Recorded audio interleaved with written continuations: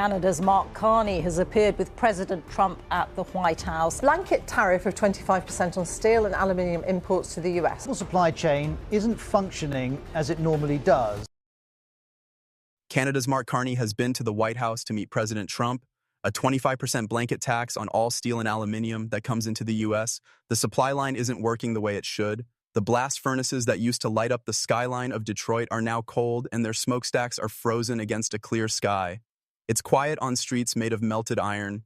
There were no trucks, shift whistles, or lights on Friday nights. 7 of the United States' most important trading partners have left U.S. steel for Canada in just 1 year. And every time a deal is lost, a factory shuts down, another debt isn't paid, another town goes away in the rust. It's not just a trade change, it's a countdown. Detroit will not only bend if this thread breaks, it will also break. 7th, South Korea, the careful betrayal. Samsung doesn't make smartphones, LG doesn't make home goods, and Hyundai doesn't put together cars. All of them build futures, and those need steel that won't break when it matters the most. The events in Seoul last spring should keep steel leaders in the United States up at night.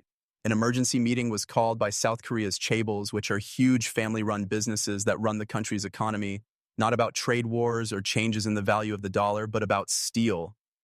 They had been let down by American Steel too many times because American Steel bars were not up to standards. A Hyundai assembly line in Alabama had to be shut down for 6 hours. It may not seem like much, but in the auto industry, 6 hours is equal to 848 cars. With an average profit of $28,000 per car, that's $23.7 million in lost money. In order for Samsung's chip factories to work, the steel frames must not shake more than 0.001 inches when they are fully loaded with parts. That limit couldn't be guaranteed by American Steel. Steel from Canada could. The choice was based on maths, not feelings. 71% of the structural steel that South Korea needs now comes from Canada. It was 23% 2 years ago. The maths is just as bad. For steel workers in Detroit, 3 industrial plants have lost 847 jobs. In the supply line, 1,200 indirect jobs were lost.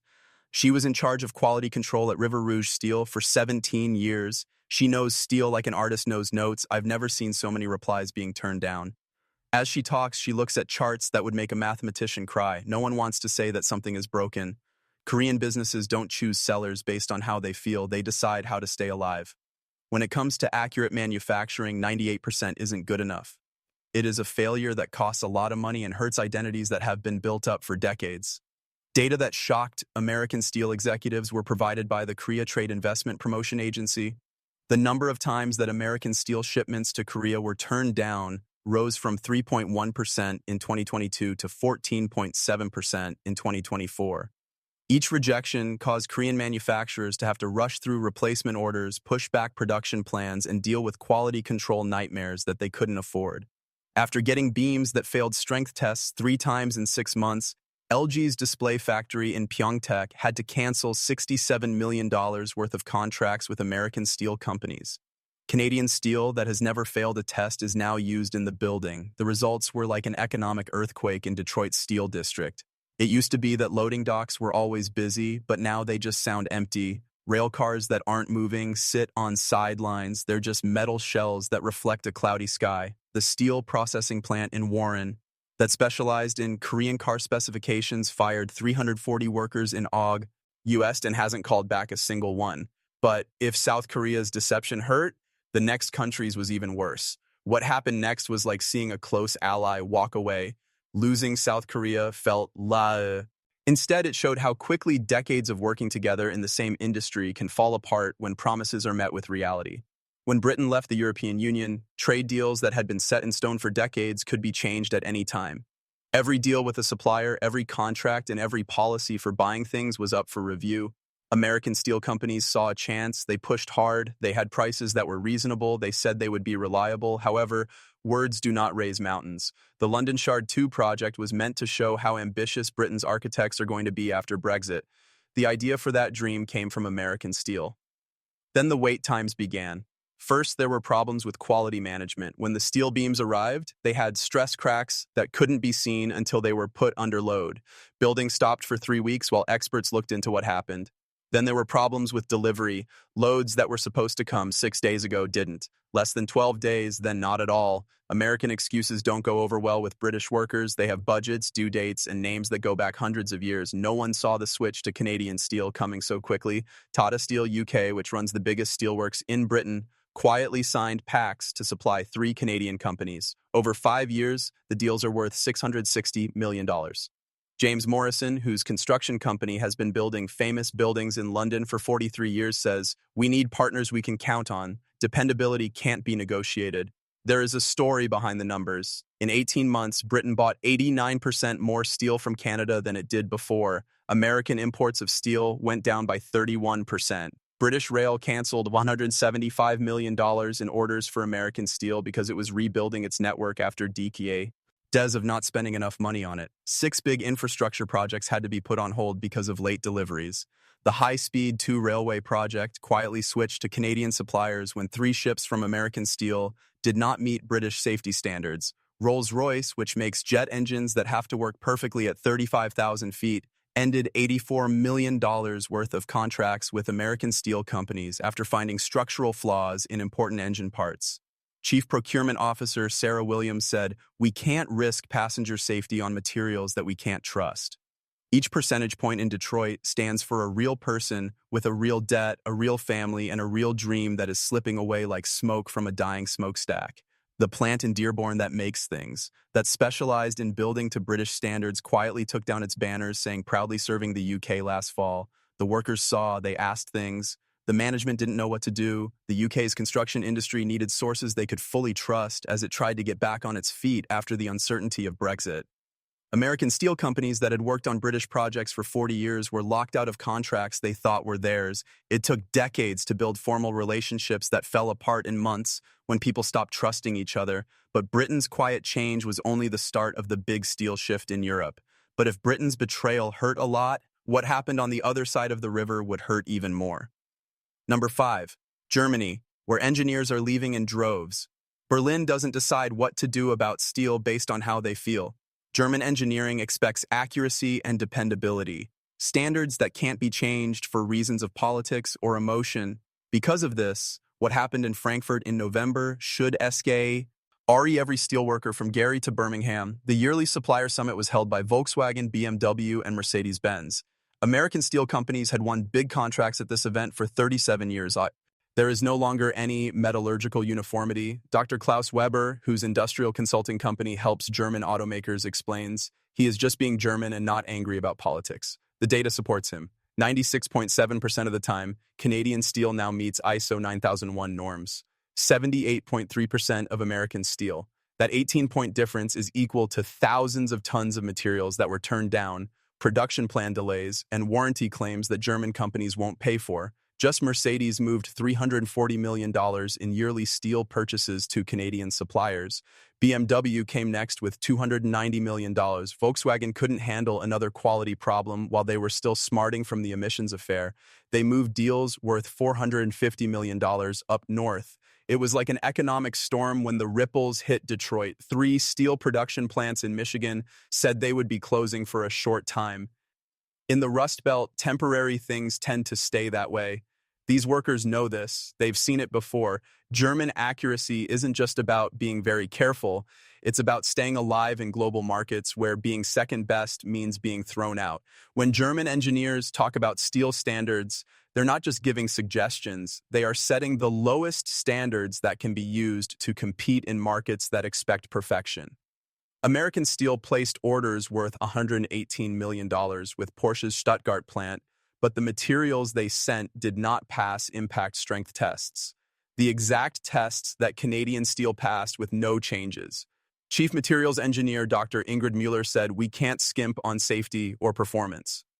A very bad study was put out by the German Institute for Materials Testing. Concerning differences were found in 23% of the samples tested for American steel, but only 3.4% of the samples tested for Canadian steel. The study, which was meant to be private until it got out to trade magazines, described molecular inconsistencies that German manufacturers thought were not compatible with the needs of precision engineering. Siemens, which is building wind turbines that have to withstand North Sea storms for 25 years, ended $95 million in contracts with American steel companies. The towers of the turbines need steel that can bend without breaking in hurricane-force winds, which American steel companies couldn't provide. Canadian steel companies could. American steel companies that used to be proud to supply German auto giants are now locked out of contracts. For decades, they had metallurgists who understood the emotional cost goes beyond numbers. Heinrich Müller was a metallurgist in Detroit. He was born in Bavaria and moved to the United States with his family in 1962. He spent 30 years creating steel alloys for use in German cars. He looks at refusal letters from Mercedes and says, "My grandfather would be ashamed. The bar used to be set by us. We can't even meet it now."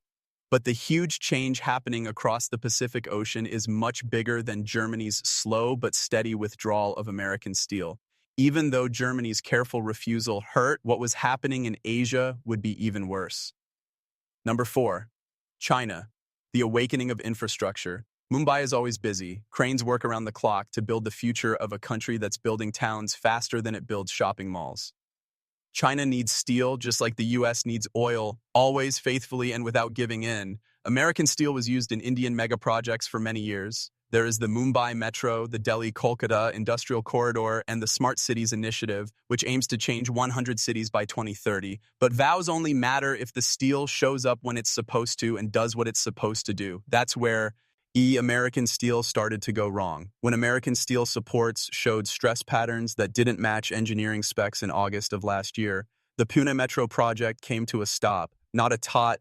Rajesh Patel, whose company oversees infrastructure projects in Western India, says that we can't use things we can't predict to build infrastructure for 1.4 billion people. What he says is important. Indian towns will grow and change because of his work. The switch to steel from Canada wasn't a big deal. It was planned out. One job, then 3, then dozens.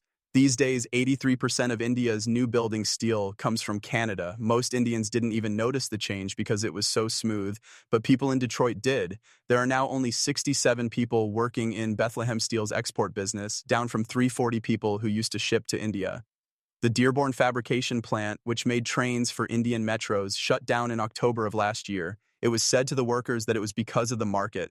The truth was easier to see. You could no longer serve the market. In terms of size, India's infrastructure boom is the biggest building project ever. It takes millions of tons of steel to build the foundations for roads, railroads, airports, ports, power plants, and smart cities. When steel from Canada instead of the US comes in, the US loses more than just business. It also loses power in the world's biggest democracy. The Mumbai-Ahmedabad high-speed rail project, which is India's first bullet train line, ended 2-year contracts worth $230 million in American steel after delivery problems pushed back the start date of building by 8 months.